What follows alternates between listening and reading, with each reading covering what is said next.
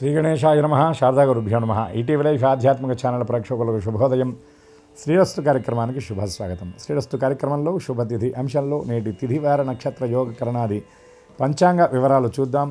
ఆంగ్ల తేదీ 17వ తేదీ 9వ నెల 2024 సంవత్సరం మంగళవారం. స్వస్తి శ్రీ చాంద్రమాన శ్రీ క్రోధినామ సంవత్సరం దక్షిణాయనం.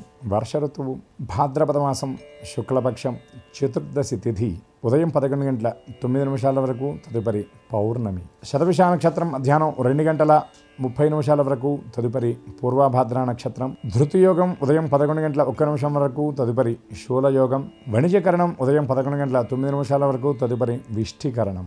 నేటి వర్జ్యం రాత్రి 8 గంటల 29 నిమిషాల నుండి 9 గంటల 59 నిమిషాల వరకు. దుర్ముహూర్తం ఉదయం 8 గంటల 29 నిమిషాల నుండి 9 గంటల 18 నిమిషాల వరకు. తిరిగి దుర్ముహూర్తం రాత్రి 10 గంటల 56 నిమిషాల నుండి 11 గంటల 43 నిమిషాల వరకు. అమృత ఘడియలు ఉదయం 7 గంటల 42 నిమిషాల నుండి 9 గంటల 13 నిమిషాల వరకు. రాహుకాలం మధ్యాహ్నం 3 గంటల నుండి 4:30 గంటల వరకు. యమగండం ఉదయం 9 గంటల నుండి 10:30 గంటల వరకు. ఇక ఈనాటి విశేషం అనంత పద్మనాభ వ్రతం. జగదోద్ధారకుడైనటువంటి జగన్నాథుణ్ణి అనేక రూపాల్లో మనం ఆరాధిస్తూ ఉంటాం. స్వామి అనంత శయనుడిగా, అనంత పద్మనాభుడిగా మనకి దర్శనమిస్తూ ఉంటాడు. విరజ అనేటటువంటి పాలసముద్రం మీద శేషశాయిగా, పన్నగశాయిగా పవ్వళించి శ్రీమాత అయినటువంటి జగదంబ శ్రీ మహాలక్ష్మీదేవి పాదసేవ చేస్తూ ఉండగా ఉండేటటువంటి ఆ మూర్తి పురాణాల్లో వర్ణించినటువంటి ఆ మూర్తినే అనంత పద్మనాభుడు అంటారు. అనంతుడు అంటే అంతము లేనటువంటి వాడు. అచ్యుతుడు అనేటటువంటి నామానికి కూడా ఇదే సమానార్థకం. అచ్యుతుడు అంటే చ్యుతి లేనటువంటి వాడని. అటువంటి ఆ పద్మనాభ అనే పేరు ఆయనకి ఎందుకు వచ్చింది అంటే, ఆ ఆదినారాయణమూర్తి యొక్క నాభిస్థానం నుండి ఒక పద్మం ఆవిర్భవించి ఆ పద్మం నుండి విధాత అయినటువంటి బ్రహ్మ ఆవిర్భవించాడు. కాబట్టి నాభి నుండి కమలం ఆవిర్భవించి ఆ నాభి కమలంలో ఆ బ్రహ్మదేవుడు ఆవిర్భవించాడు. కాబట్టి పద్మం నాభి యందు కలిగినటువంటి వాడు కాబట్టి ఆయన పద్మనాభుడు అయ్యాడు. ఇక అనంత పద్మనాభ అనే శబ్దానికి ఉన్నటువంటి అర్థం ఏమిటి? అనంతం అంటే అంత్యము లేకపోవడం. అందుకే స్వామి యొక్క స్తోత్రం చేస్తూ ఆది మధ్యాంతహీనాయ నిర్గుణాయ గుణాత్మనే అని స్కాంద పురాణంలో చెప్పబడుతుంది. అంటే స్వామి యొక్క మొదలెక్కడ, చివరెక్కడ, మధ్య భాగం ఎక్కడ అనేది మనం చెప్పలేం. ఎందుకు చెప్పలేమంటే ఈ విశ్వమంతా కూడా వ్యాపించినటువంటి వాడు కాబట్టే ఆయన్ని విష్ణువు అన్నారు. విష్ణు సహస్రనామంలో కూడా విశ్వం విష్ణుర్వషట్కారో భూతభవ్య భవత్ప్రభు అని నామని చెప్తారు. పోతనామాత్యుడు భాగవతంలో కూడా ప్రహ్లాదుడి చేత ఇదే మాట చెప్పేస్తాడు. హిరణ్యకశిపుడు అడిగాడు, ఏరా ఎక్కడ నీ హరి అన్నప్పుడు బాలుడైనటువంటి ప్రహ్లాదుడు చెప్తాడు, ఇందుగలడు అందులేడనే సందేహము వలదు, చక్రు సర్వోపగతుండు ఎందెందు వెతకి చూచిన అందందేగలడు దానవాగ్రని వింటే అంటాడు. భగవంతుడు లేనటువంటి చోటెక్కడుందయ్యా? ఉన్నాడని నిరంతరం నామాన్ని స్మరిస్తున్నటువంటి నాలో ఉన్నాడు, లేడని వాదిస్తున్నటువంటి నీలో కూడా నారాయణమూర్తి ఉన్నాడు.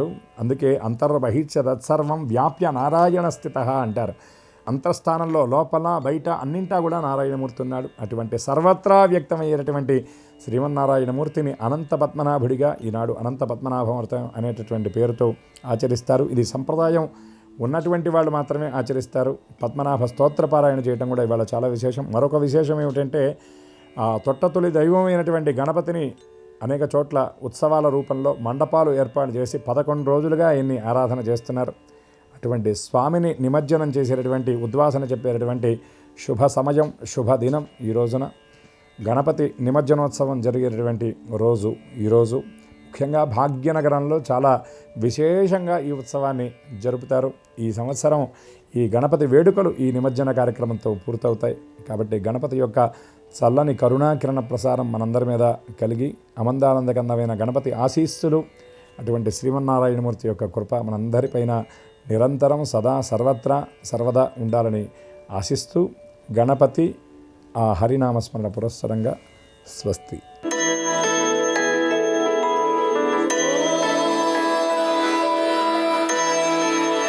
ఈటీవీ లైఫ్ ఆధ్యాత్మిక ఛానల్ ప్రేక్షకులందరికీ నమస్కారం. శ్రీరస్తు కార్యక్రమంలో గ్రహయోగం అంశానికి స్వాగతం. ఈనాటి గ్రహయోగం అంశంలో మేషాది ద్వాదశ రాశుల వారికి కలిగే శుభ అశుభ ఫలితాలని, అవసరమైన సందర్భాల్లో ప్రత్యామ్నాయ మార్గాలని తెలుసుకుంటారు. అంతేకాక ఏ రాశి వారికి ఏ దిక్ప్రయాణం అనుకూలిస్తుందో, ఏ రాశి వారికి ఈరోజు అనంత పద్మనాభ చతుర్దశి అయినటువంటి కారణంగా అనంత పద్మనాభని అనుగ్రహం పొందడానికి ఏ ఏ రాసుల వారు ఏ ఏ తీరు అర్చన అభిషేకాలను చేయాలో ఆ విశేషాలని, ఏ రంగు దుస్తుల్ని ధరించినట్లయితే ఆ రాశుల వారికి సర్వ అనుకూల శుభ ఫలితాలు కలుగుతాయో, ఏ సంఖ్య ఏ రాశి వారికి అదృష్ట సంఖ్యగా పరిణమించబోతుందో ఆ విశేషాలను తెలుసుకోగలుగుతారు. ముందుగా నేటి పంచాంగం. ఈరోజు శుద్ధ చతుర్దశి ఉదయం 11:09 వరకు, తదుపరి పూర్ణిమ. ఈరోజు మంగళవారం, నక్షత్రం శతభిషం. ఇక నేటి గ్రహస్థితిని పరిశీలించి చూస్తే వృషభంలో గురువు, మిథునంలో కుజుడు, సింహంలో బుధుడు, కన్యలో రవి శుక్ర కేతువులు, కుంభంలో చంద్రుడు, వక్రీకరించిన శని, మీనంలో రాహువు ఉన్నారు. ఈ గ్రహస్థితి ఆధారంగా ద్వాదశ రాశుల వారి ఫలితాలని క్రమంగా చూద్దాం. ముందుగా మేషరాశి.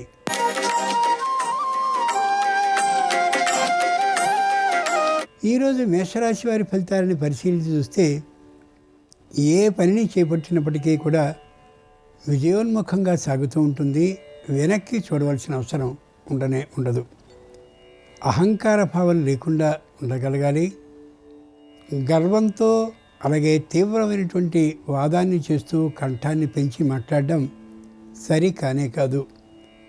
కుటుంబంలో అందరూ కూడా ఏకవాక్య భావనతో ఉండే కారణంగా ప్రశాంతంగా ఉండగలుగుతారు. వృద్ధులు, అనారోగ్యవంతులు అయినటువంటి వారికి ఏ విధమైనటువంటి అనారోగ్య బాధ ఉండదు. శుభవార్తను వినే అవకాశం ఈ రోజున స్పష్టంగా గోచరిస్తోంది. పెట్టినటువంటి పెట్టుబడి ఒక స్థలంలో తప్పక పెరిగే అవకాశం కూడా గోచరిస్తోంది. అనంత పద్మనాభ చతుర్దశి సందర్భంగా మేషరాశి వారు అనంత పద్మనాభ స్వామిని అర్చన చేసినట్లయితే సంపూర్ణమైన శుభ ఫలితాలు కలుగుతాయి.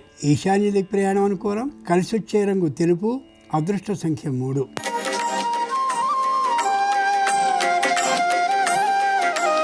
ఈరోజు వృషభ రాశి వారి ఫలితాలని పరిశీలించి చూస్తే ఉత్సాహంగా ఉండగలుగుతారు. శారీరకంగా కూడా ఆనందంగా ఉంటారు. ధైర్యం బాగా ఉండేటటువంటి కారణంగా ఎక్కడైనా అధర్మం కానీ జరుగుతోందని అనిపించినట్టయితే మొగమాటం లేకుండా మాట్లాడగలిగిన తనంతో ఉంటారు.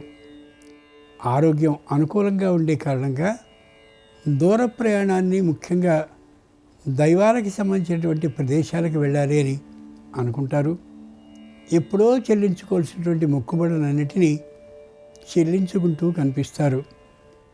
సరైనటువంటి కాల నియమాన్ని పాటించకపోయేటువంటి సందర్భంగా సకాల నిద్ర, భోజనాలు దాదాపుగా ఉండకపోవచ్చు.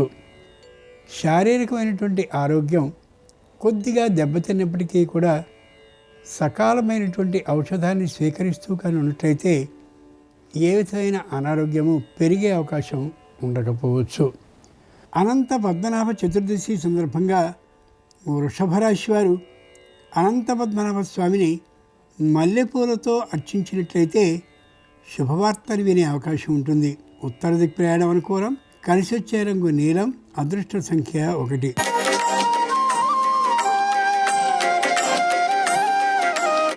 ఈరోజు మిథున రాశి వారి ఫలితాలని పరిశీలన చూస్తే ప్రతి విషయంలోనూ నిదానించి మాత్రమే అడుగులు వేస్తారు. ఇతరులకి మార్గదర్శకంగా ఉండేటటువంటి తీరుగా తమ ప్రవర్తన ఉండేలా చూసుకుంటారు. సంతానాన్ని ఎక్కువ పట్టించుకుంటారు. వారి విద్యా విషయం గురించి, ఆరోగ్యం గురించి. ఉద్యోగాన్ని చేస్తూ ఉండేటువంటి స్థలంలోనే సంతానము, భార్య ఉండేటటువంటి కారణంగా ఏ విధమైన శ్రమకి గురి కానే కారు. ముఖ్యంగా పెట్టుబడి పెట్టినటువంటి సందర్భంలోనూ, అలాగే పెట్టినటువంటి పెట్టుబడిని తీసుకునేటటువంటి సందర్భంలోనూ కూడా 1కి 2 మార్లు ఆలోచించి మాత్రమే నిర్ణయాన్ని తీసుకుంటారు. కుటుంబంలో నిరుద్యోగులుగా ఉన్నట్లయితే వారికి ఉద్యోగ ప్రాప్తి అవకాశం ఉంది. వృత్తిపరమైనటువంటి ఆదాయం మధ్యమంగా ఉన్న ఏ విధమైన అసంతృప్త భావనని పొందరు. అనంత పద్మనాభ చతుర్దశి సందర్భంగా మిథున రాశి వారు అనంత పద్మనాభ స్వామిని కుంకుమ అక్షతలతో పూజించినట్లయితే ఆరోగ్య లాభం అవుతుంది. తూర్పు దిక్ ప్రయాణం అనుకూలం. కలిసి వచ్చే రంగు నలుపు. అదృష్ట సంఖ్య 8.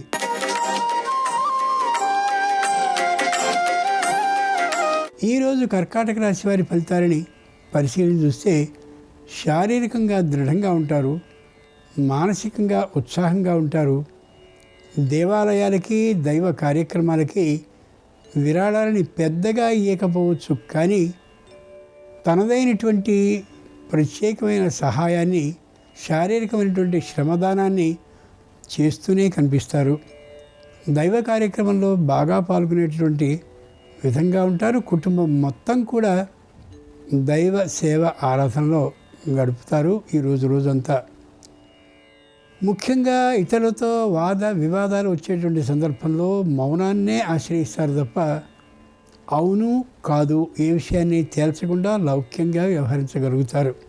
అనంత పద్మనాభ చతుర్దశి సందర్భంగా కర్కాటక రాశి వారు అనంత పద్మనాభ స్వామిని పసుపు అక్షతలతో పూజించినట్లయితే వివాహ లాభం అయ్యే అవకాశం ఉంది.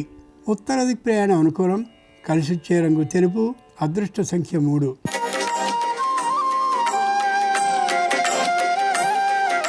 ఈరోజు సింహరాశి వారి ఫలితాలని పరిశీలించి చూస్తే శారీరకంగా దృఢంగా ఉంటారు, మానసికంగా ఉత్సాహంగా ఉండగలుగుతారు. ఇంట బయట కూడా లౌక్యంగా వ్యవహరిస్తూ ఏ విధమైనటువంటి వ్యతిరేక భావన కలగకుండా ఉండేలా చూసుకుంటారు. ముఖ్యంగా దేవాలయాల్లో అలాగే ఇతరమైనటువంటి జనం బాగా ఉండేటటువంటి సంస్థల్లో పనిచేసేటువంటి వారు మరింత లౌక్యంగా వ్యవహరిస్తూ ఏ విధమైన అభియోగాలు రాకుండా చూసుకుంటూ ఉంటారు. మదుపు పెట్టి ఏదైనా కొత్త వస్తువుని కొనాలి అని అనుకునే విషయంలో కూడా 1-2 మార్లు ఆలోచించడం, నలుగురితో సంప్రదించి మాత్రమే చేస్తూ ఉండడాన్ని చేస్తారు. అనంత పద్మనాభ చతుర్దశి సందర్భంగా సింహరాశి వారు అనంత పద్మనాభ స్వామి వారిని తమలపాకులతో పూజించినట్లయితే రుణం తొలగిపోయే అవకాశం ఉంది. ఆగ్నేయ దిక్ ప్రయాణం అనుకూలం. కలిసి వచ్చే రంగు ఎరుపు. అదృష్ట సంఖ్య 4.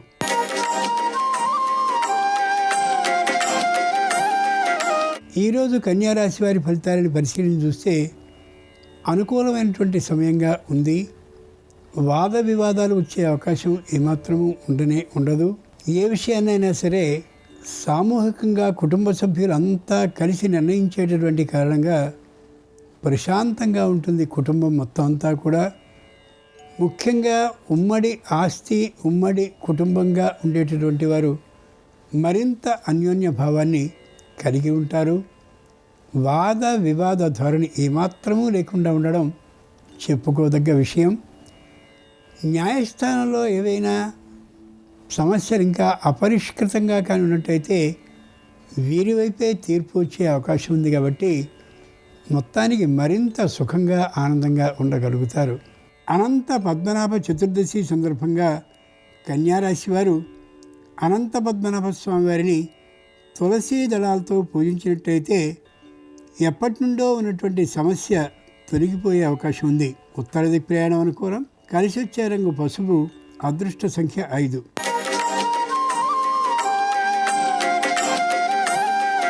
ఈరోజు తులారాశి వారి ఫలితాలను పరిశీలించి చూస్తే ప్రత్యేకమైనటువంటి 2 గీతల మధ్య రాయబడిన అక్షరాల నియమాలని, నిబంధనల్ని ఏమాత్రము దాటకుండా ప్రవర్తిస్తూ ఉంటారు. పై అధికారులకి, క్రింది ఉద్యోగులకి, తోటి ఉద్యోగులకి చక్కనైనటువంటి సమన్వయ భావాన్ని ప్రదర్శిస్తూ ఉద్యోగంలో ఎక్కువ తక్కువతనాన్ని చూపించకుండా ఆకర్షించుకోగలుగుతారు. దూర ప్రయాణాన్ని చేయాల్సిన అవసరం లేకుండా దగ్గరగా ఉండేటువంటి సంస్థకే వారు వచ్చే అవకాశం దాదాపుగా కలగచ్చు. కుటుంబంలో ఉండే అందరితో కూడా అన్యోన్య భావంతో ఉంటారు. వివాహ ప్రయత్నాల్ని అవివాహితుల విషయంలో చేస్తారు. దాదాపుగా ముడిపడే అవకాశం గోచరిస్తోంది. అనంత పద్మనాభ చతుర్దశి సందర్భంగా తులారాశి వారు అనంత పద్మనాభ స్వామి వారిని సన్నజాజులతో అర్చించినట్లయితే ఆకస్మిక ధనప్రాప్తి అయ్యే అవకాశం ఉంది. వాయవ్య దిక్ ప్రయాణం అనుకూలం. కలిసొచ్చే రంగు ఆకుపచ్చన, అదృష్ట సంఖ్య 8.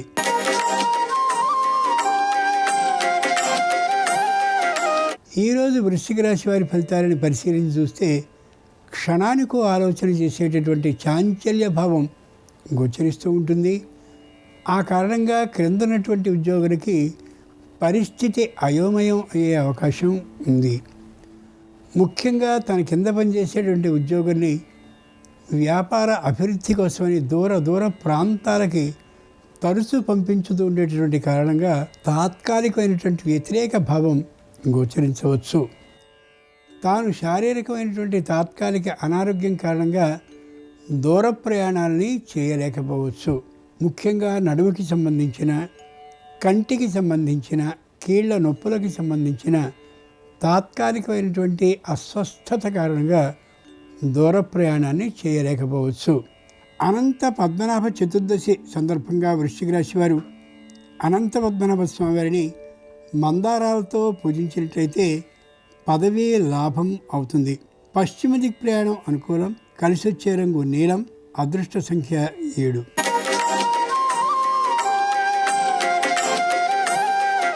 ఈరోజు ధనురాశి వారి ఫలితాలను పరిశీలన చూస్తే మాటలో తొందరపాటుతనం గోచరిస్తూ ఉంటుంది. ఎంత మాట పడితే అంత మాటని అలా అనేయడానికి ఏమాత్రము జంకని పరిస్థితిలో ఉంటారు. ఇంతవరకు సహాయపడ్డటువంటి వాళ్ళు కూడా ఈ మాట తీరు ధోరణి కారణంగా కొద్దిగా దూరం జరిగే అవకాశం ఉండొచ్చు. చాలా జాగ్రత్తగా ఉండాలి క్రింది తోటి ఉద్యోగుల విషయంలో. సామూహికమైనటువంటి ఆలోచనని చేయాలని సంకల్పించుకున్నప్పటికీ కూడా చిట్ట చివరి క్షణంలో సొంత ఆలోచనని చేసి దాన్ని వెంటనే అమలు చేసేటువంటి కారణంగా కుటుంబంలో పొరపక్షాలు ఏర్పడి తీరుతాయి. కాబట్టి నిదానమైన శైలిలో ఆలోచించడం ఎంతైనా అవసరం ఈ రాశి వారికి. అనంత వ్రతం సందర్భంగా ధనురాశి వారు అనంత పద్మనాభ స్వామి వారిని చామంతులతో పూజించినట్లయితే చేస్తున్న ఉద్యోగంలో భద్రత కలుగుతుంది. నిరుతి దిక్ ప్రయాణం అనుకూలం. కలిసొచ్చే రంగు నలుపు. అదృష్ట సంఖ్య 6.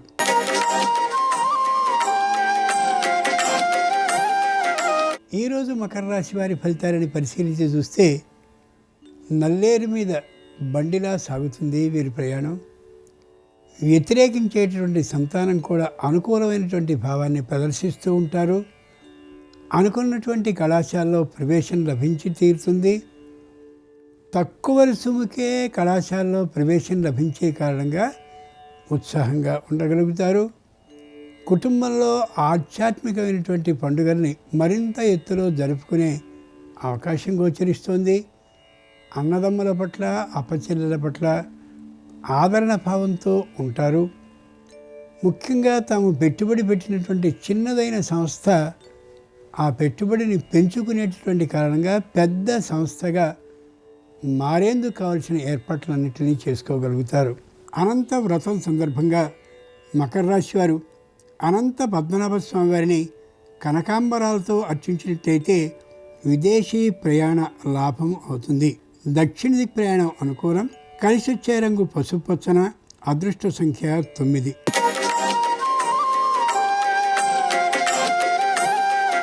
ఈరోజు కుంభరాశి వారి ఫలితాలను పరిశీలించి చూస్తే మానసికంగా ఉత్సాహంగా ఉంటారు. శారీరకంగా దృఢంగా ఉంటారు. చిన్నదైనటువంటి నష్టం వచ్చినప్పటికీ కూడా వెంటనే కదిలిపోరు. ఆర్థికమైనటువంటి లాభం వచ్చినటువంటి కారణంగా ఏదైనా పెద్దదైనటువంటి వస్తువుని కొనాలనేటువంటి ఆలోచనలో ఉంటారు. స్థిరమైన ఆస్తి వంటివి మాత్రం కాదు. కుటుంబంలో ఉండే అందరూ సంతోషంగా ఉండడమే నిజమైనటువంటి ఆస్తి అని భావిస్తారు. ముఖ్యంగా సాహస కృత్యాలు వీటిని చేయరు. దూరపు ప్రయాణాలను కానీ చేయవలసి వస్తే ఒకరిని తోడు చేసుకుని మాత్రమే ప్రయాణిస్తారు. వస్తు నష్టం, వస్తు చౌర్యం లేకుండా అన్ని జాగ్రత్తలని తీసుకుంటారు. అనంత వ్రతం సందర్భంగా కుంభరాశి వారు అనంత పద్మనాభ స్వామివారిని బిల్వ దళాలతో పూజించినట్లయితే నూతనోత్సాహం కలుగుతుంది. పిరికితనం పూర్తిగా తొలగిపోతుంది. ఈశాన్య దిక్ ప్రయాణం అనుకూలం. కలిసొచ్చే రంగు ఎరుపు. అదృష్ట సంఖ్య 4.